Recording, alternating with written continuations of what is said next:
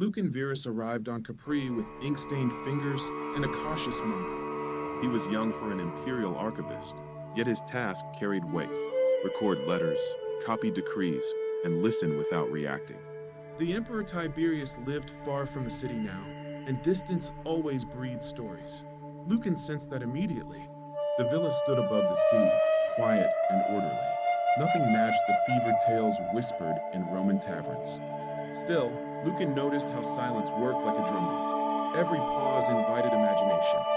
Cilia Mara, the messenger, noticed it too. She had learned how a glance could turn into gossip by sunset. At night, Lucan copied correspondence. The letters spoke of taxes and discipline. No indulgence, no spectacle. Yet Cilia warned him that words were not the only currency here. Stories traveled faster than ink. Sailors carried them to ports, senators reshaped them into speeches, and writers polished them into moral lessons. Capri had become a symbol. An island meant secrecy. Secrecy invited judgment. Judgment demanded explanation. Castor Vale made his living where noise became news. He collected stories before they hardened into law. Each voice added a layer to the image of Tiberius, and each layer leaned darker than the last.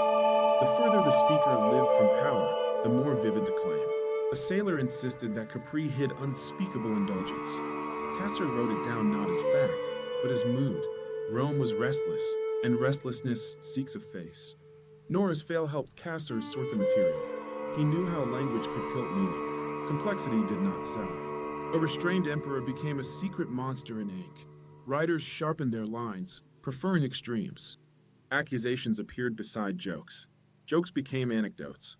Anecdotes became biography. Feeling was enough. Castor felt uneasy. History was turning into theater. Scandal made lessons memorable for the students. They drafted a pamphlet that challenged certainty. It asked readers to consider distance, sources, and motive. Rome was seeing itself reflected in its stories. Anxiety about order spilled into tales of excess. Joran Pell taught near the Forum. His lessons avoided spectacle. He believed memory formed through balance. Across from him sat Venus Elise. The name Tiberius had reached them through plays and whispers. Few carried context. Joran laid out decrees and reports, then placed the scandal beside the paperwork. The contrast startled the room. Power invites projection. When citizens feel constrained, they search for private vice to explain public firmness. Children repeated jokes about emperors they never knew. Laughter carried judgment faster than law. To study power responsibly, one must read both the ledger and the rumor while refusing to confuse either for the whole. Students wrote a single sentence describing the emperor without extremes. The room filled with scratching reeds. As ships departed the island, Cilia watched sails shrink into the horizon. Each carried cargo and conversation.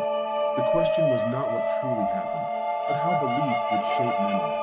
The island of whispers had already spoken. The weight of legacy rests on readers who choose how loudly to repeat what they hear.